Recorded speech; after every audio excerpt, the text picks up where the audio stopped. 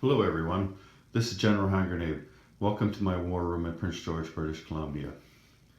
Well, I was reading the forums yesterday on accessandallies.org. In the Global 40 forums, there was one person who goes by the name of Navy Mule who was asking three questions. One of them had to do with kamikaze strikes.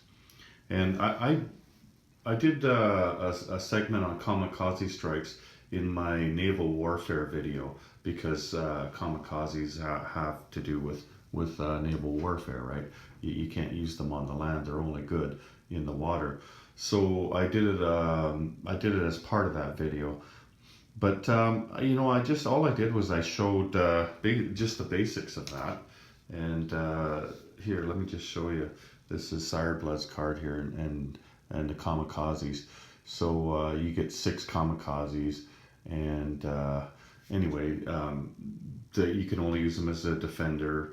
You assign them to targets. They can't hit submarines or transports.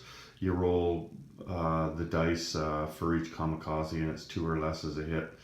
The defender doesn't get to shoot back. And also, kamikaze prevents offshore bombardments. So there's a write-up in the rule book. This is the card that I go on because it's a lot easier to understand than reading this big write-up here on page 16 of the Pacific rule book. So let's move this rule book aside and let's talk about this a bit. So my series here, know the rules and use the rules to your advantage. Basically what I'm saying is that I helped you to know the rules on kamikaze strikes already, but as far as using them to your advantage, you really need to understand how to use them in order to use them effectively. Now you can see here these red planes. Actually, you see my finger? Yeah, I've had a band-aid on it, and I'm just taking the band-aid off. Took it off yesterday. Pretty gross, isn't it? It was actually a lot worse than that. Anyway, sorry if I'm grossing you out there, but I got to air it out. So kamikazes. Okay, I keep the kamikaze symbol here. Well, what you get in the box, the out-of-box setup, is you get 6 of these symbols. But I like my little plastic army men and assorted accessories. So I took old fighters and I've painted them red. And then I put them on, what is this, Hokkaido, the island of Hokkaido, I think it is. And I put one of the symbols on there to show that these are all kamikazes. So when I use one, you only get to use them once and then he's gone, right? When I use one, I just use it and I take it off. Anyway, that's how I play with my kamikaze. So anyway, how to use them and how to understand them. Hang on a second, it's really early in the morning. I want to take a drink of my coffee. I'm on Pacific time here, and I'm trying to get used to Eastern time, so I'm getting up a few hours early every day, just so it's not such a shock to the system when I go play in the Grasshopper Invitational in 6 days. So I'm trying to get used to the time. It's early in the morning. I'm having to drink my coffee here. Okay, so what Navy Mule was saying was that you see this Navy here. He didn't specify what was in the Navy. Now this Navy is represented by that thing down there. This is my task force marker, and this is my task force. So what happened was that the American Navy moved a shit ton of boats into Sea Zone 6. They did a non-combat move. Now, a kamikaze is only allowed to hit a boat on a combat move, but the American player was smart and he moved them in on a non-combat move so that they couldn't use the kamikaze strikes. And there are some loaded transports in there as well. So what happened next was on the following turn, then he says that a transport came down into Sea Zone 19 and let's just take these things off of here. And it attacked this territory here. And again, couldn't use even though this is a place where you can use kamikazes, he wasn't able to use kamikazes because you can't use kamikazes against transports. And then he brought a few boats in there, I don't know how many, to protect his transport afterwards. And anyway, he didn't think that was fair, right? he didn't think that was fair at all. So he thought maybe he was doing it wrong, or I'm not sure. He didn't think that it was right and was asking the question, you know, like what's going on here? Do you make up new rules to get around this, or what do you do? And actually, the rules are pretty good on this. What I find is that it adds to the flavor of the game. Having these kamikaze strikes into it, it makes the game more complex, and it makes you think a lot harder, and you have to develop your skills better in order to use them effectively, and in order to play against them effectively if you're the American player. So the first thing, what I think was a mistake was he left C Zone 6 empty. I don't ever like to leave C Zone 6 empty, especially when there's a large Navy that can reach me. So one of the things I do, here, let me just set this up for you. So I always have a destroyer out here. That way, if like all these boats here are not there, they're actually down there in Hawaii. So if this guy is here, then there's no way that they can reach C Zone 6 without me having one turn's notice first, because they have to attack that destroyer, and then the following turn, then they can attack C Zone 6. So let me just move these boats in here. Now I like to, when I'm building a navy, like my main navy, it's one thing to have boats split off and do other things. But when I'm building my main navy, I like to have a little bit of everything in them, because each boat does something different, right? All of your boats have a different function within your navy. So if you're going to have a large navy like this, you might as well have one that is useful to you in a number of different functions, right? Whether it's offense or defense. So there is the navy that I had, and this is the actual navy that I had in the game. I took one of my aircraft carriers off, and I've moved these planes over. They were on their way over anyway. They were over here on the land, the game that I was playing, but I had landed them here from down there, and they were on their way back because there was a sizable American Navy that was coming after me. And it wasn't that large. I'm making it larger just for this video. So when you take a look at these two, the American Navy has the numbers, right? There's the same number of carriers. The Americans have one more battleship. They have two more subs and two more cruisers and one more destroyer than the Japanese do. And so they're feeling brave, and they want to come up here. And let's say they come up and take this guy out, okay? Then I know they're coming, and then I build my navy to what you see here. And this is after my Japanese turn, and knowing that the Americans are going to strike me. Now, some people might think, well, geez, they got more boats than me, I'm going to run away. And this, to me, that's the wrong thing to do. One more drink of coffee here, hang on. To me, that's the wrong thing to do, because the defender has the advantage, especially the Japanese defender in this game, but and especially in C Zone 6, because first of all, you have the land that is in C Zone 6. So if your carriers are damaged, then your planes can fly to the land at the end of the battle if they survive. Whereas the Americans, if their carriers came in here and they were damaged, then they've got no place to land unless they were to maybe take out Korea or something like that before. But I mean, they would have had to set that up ahead of time. They would have had to come in up here somehow and come down to Korea if they had avoided the number of ships that I have in here. And like, there's just no other way that they could have done it other than bringing them in from up there.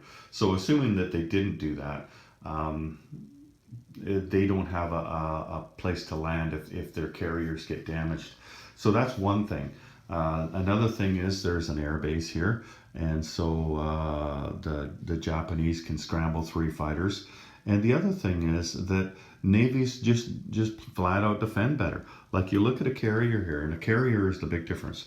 A carrier, if on an attack move, this would attack at 3 and 4, 1 at 3 and 1 at 4. But on defense, this would defend 1 at 2, 1 at 3, and 1 at 4. So your fighters get to defend better than just normally, even by themselves. They get to defend better than they attack.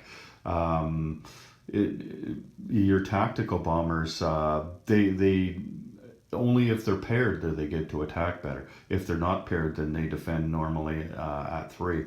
And the carrier itself, on an attack, a carrier does not have an attack value, so that's a 0. You wouldn't use that on an attack.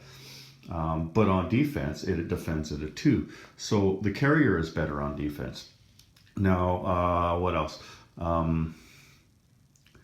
Then subs are a little bit different though. Subs are better on attack, like they attack at 2 and they defend at 1. So that's the difference there, is the carriers and the subs. Now, destroyers and battleships and cruisers are the same on attack and defense. But the advantage that you gain on defense on a carrier outweighs the advantage that you gain on offense on a submarine. So just generally, a navy defends better than attacks, and the fact that it's at its homeland here is much better. Plus, you're closer to your supply, so what happens after the battle? Well, you can still put Japanese boats in here, whereas the American boats are going to have to come in way over there, right? So, and they're going to have to move over after the attack. Assuming, like, say, the two navies square off, and there's, say, 1 boat or 2 boats left on one side or the other. How can you rebuild faster afterwards? So the defense over here on this side of the Pacific has better odds. And I would say the same thing with the Japanese attacking the Americans over there. So far as what I've talked about to this point, the American Navy would defend better. It would have a place to land their planes on the mainland over there. And it also is an air base. But then why the Japanese are even better is because of these kamikazes here. Because you could use kamikazes against an American attack. Now, when Navy Mule was asking the question, there was no Navy in here, no Japanese Navy. The Americans hadn't done a non-combat move into Sea Zone 6, and so he couldn't use the kamikazes against them. But you need to have enough boats in here that you're going to be able to use those kamikazes. Because if you don't have enough boats in here, let's say that you take these boats out, okay? Let's just take the capital ships out of the equation just to show this. Now, if you were just like this, then the Americans could just bring in the 6 submarines and the 6 aircraft into here, and then you would still not get to use any kamikazes, because the kamikazes don't shoot at planes and they don't shoot at subs, and they don't shoot at transports. I didn't mention the planes before because that's obvious. Kamikazes are only against boats, right? But yeah, you could bring your planes and your subs in here, and then still no kamikazes used. And then assuming that you took out these boats here for the Japanese, well, then you just non-combat move the rest of the boats in there, right? So you need to have a navy that's large enough that you're going to force them to bring in something worth nailing on the kamikaze, right? So when you do, assuming that America does come in here to attack them, and that brings all of these boats in here, so then what do you do? What do you target?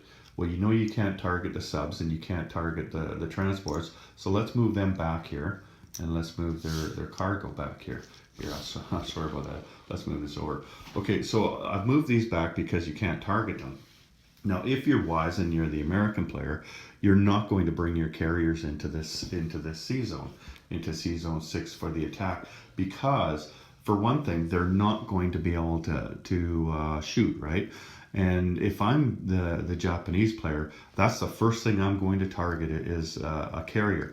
Because if I can hit the carrier, even if the American takes me out and they still have a bunch of ships left, if I can tip over one of those carriers, then that's 2 planes I've also killed. And I didn't even have to shoot those planes down, because you can't land planes on a damaged carrier. And there's no place else to land them over here, is there? So, so that's the first thing I'm going to attack. But you need to go even deeper than that. You need to count up the numbers and how many do you have against how many. Now, this is a pretty close attack. So I might take 1 carrier in there just because I want those 2 extra hits. Like I want to soak up a couple of kamikaze hits with this carrier. Like if he brought in 1 carrier and all the other boats like brought in everything except for the other two American carriers. Like they brought in the planes and they brought in all the other boats.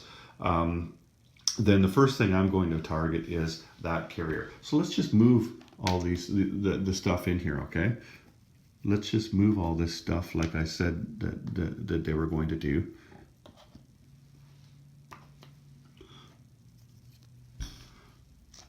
And we'll move this back. We'll just put these in.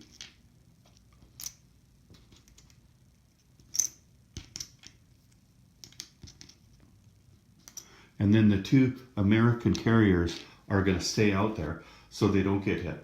And then they're going to move. If they take out C-Zone 6, then they'll move into C-Zone 6, and then the American planes can land on there. And if they can't, well, then they're gonna land out here, and then the American planes they can move back and land on the carriers. So those carriers are going to let's say they all start in Hawaii. Those carriers are going to move up from Hawaii to here just so they can land planes on them. But the reason I brought in one carrier is because I don't have totally overwhelming odds against these guys in here. Like it's not guaranteed that I'm going to be able to take the Japanese out. So then what I'm going to do is be able to soak up a couple of hits with these guys. But at some point during the battle, I'm going to want to lose these two planes as well. I don't want to lose them, of course, but I'm going to lose them. I'm going to take them as casualties instead of even taking out cruisers. I would rather take these planes than take out these cruisers over here, because these planes are going to die anyway if I happen to get this carrier damaged. And there's no doubt that carrier would get damaged. So how would I, if I was the Japanese player, then how am I going to assign the kamikazes? Because if I'm going to use kamikazes as the Japanese player, I have to say up front everything that I'm going to do with them. Now, the carrier to me is a no-brainer. So, and I really want to get that. So what I'm going to do is I'm going to take two kamikazes against the carrier, and I am going to use all my kamikazes. This is one big battle, and there's enough big boats in here that I can do that. Now the other thing is I'm looking at how many boats are here. I could take shots at the carriers, but you know what? The carriers are just going to get tipped over. Let's say I did manage to knock all three carriers and they tipped all three of them over. That's still 3 shots with their battleships, and they still have just as many dice to roll at me. So maybe instead of taking out the battleships with in this case with this many boats coming in, instead of taking out those battleships, I'm going to go after the next best thing, which in this case would be cruisers, because I can't hit the planes, right? Remember, this isn't a boat. This is just a task force marker. So I'm going to. There's 3 cruisers here. So let's go after. Here, let me get rid of these chips here. And let's bring over 2 more cruisers.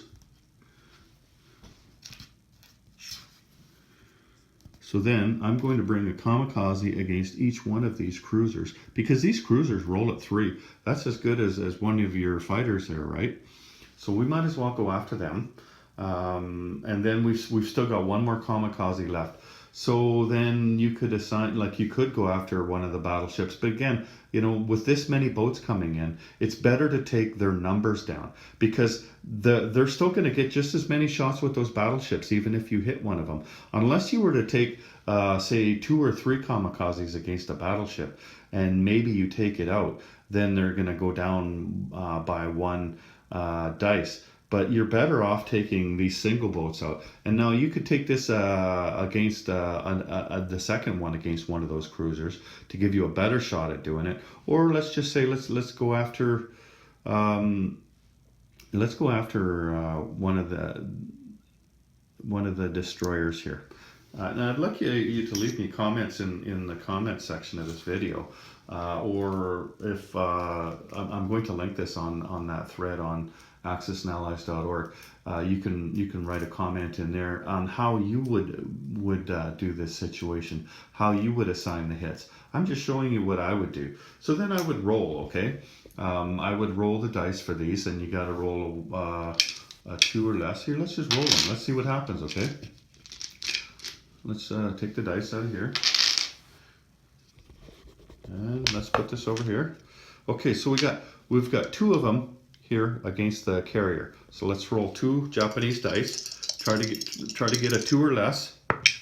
Okay, there we go. See, that's a 2. So we have success already. So let's put these planes in here, and that carrier is sideways. See, we've damaged the carrier, but it's not dead.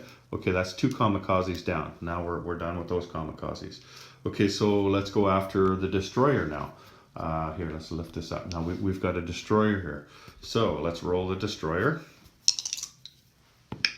And that's a hit. So we've killed 1 destroyer. So we'll take 1 of them off. And then we've got 3 cruisers. And I'm just going to roll all those at once because it doesn't matter which one gets taken off and which one survives, right? They're all 3 of them are cruisers. So let's roll them. And we missed all 3 of the cruisers. Darn. So it's too bad that we didn't take out the cruiser instead of the destroyer. But that's okay. So that's how you would roll your kamikazes. Let's just take these off. Let's get rid of these dice again. So this is what we look like now. So we are down. We've got 1 hit taken away on the carrier, and we're down 1 destroyer. So now the battle takes place. And well, the Japanese player has stated, yes, I'm going to scramble my planes into the fight. And then the battle takes place. And it looks like it's going to be a pretty good battle. I'm not going to roll it. This was a video to do with the kamikaze strikes. But anyway, it's important to understand that, right? And now that this we've got 1 damaged carrier, I'm going to roll these, and I'm going to wait until probably I'm probably going to keep going. Like I'm going to tip over the battleships, like damage them, and I'm going to lose at least one of the destroyers. And then where's home? There, here you go. Sorry, these are in here now because we just moved them out for that. And I'm definitely going to start. Excuse me. I'm definitely going to start losing the submarines. Right? Those are after the battleships. That's the first thing I'm going to lose. But I can't lose them if when the Japanese player is rolling for their aircraft, because oh, I guess they could. While they have these destroyers over here, they could see the subs. So yeah, they're going to lose the battleships first, 1 hit off each battleship, and then they're going to lose the subs, and then they're going to lose the destroyers, and then they'll lose the crew. And then we'll see. Like when we start getting down that far, if there's only a couple of Japanese left, then I'm going to start taking these 2 as casualties. Okay. And the carrier. Like we'll take the carrier. Actually, you might as well take the carrier first as your very first casualty, because we know we're not going to be able to land any planes on it. So this would be your first casualty, and then your battleships, and then your subs, and then your destroyers, and these things as well. You want to make sure that you lose these things before you run out of Japanese. If you do, I mean, if you're lucky, you're going to take all those Japanese out. So that's how it would work.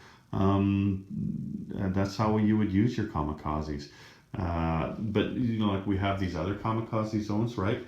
You know what? I'm not going to use. I'm not going to waste one of my kamikazes if, say, let's just say that there's a destroyer here, and an American destroyer comes to shoot my destroyer. I'm not going to waste one of my kamikazes on that destroyer over there, because I'm waiting for a chance where I can take down the carriers.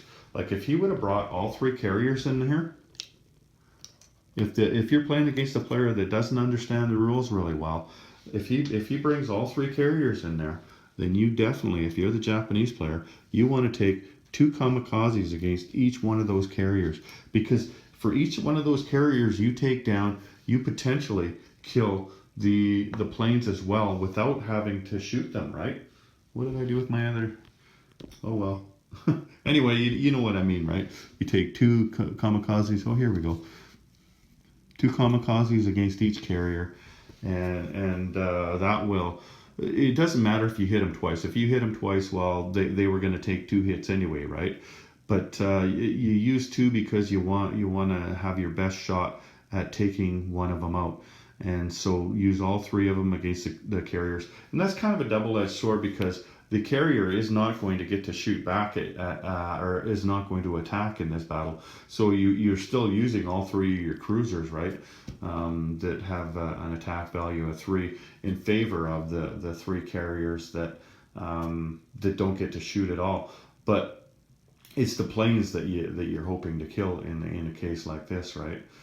Anyway, I don't know that there's much more that I could tell you about the kamikazes than that. Use them wisely if you're the Japanese player, and as the American player, be wise when you're thinking about that too. Like if I showed you there how you could come in with just your planes and your submarines. If they don't have enough stuff here, definitely do something like that, and then free move all the units that the kamikaze can shoot down, right? And take the lone transport over here if and attack that if there's nothing stopping you. I mean, you couldn't do that if there was even so much as a sub there, right? Then the lone transport wouldn't be able to. But that's something that you'll want to think about doing as well, right? So use them wisely if you're the Japanese player, and try to exploit them if you're the American player. So yeah, learn how to use kamikazes properly, and you'll become a better player. So that's about all I got for you today, everyone. This is John Hand Grenade. Take care.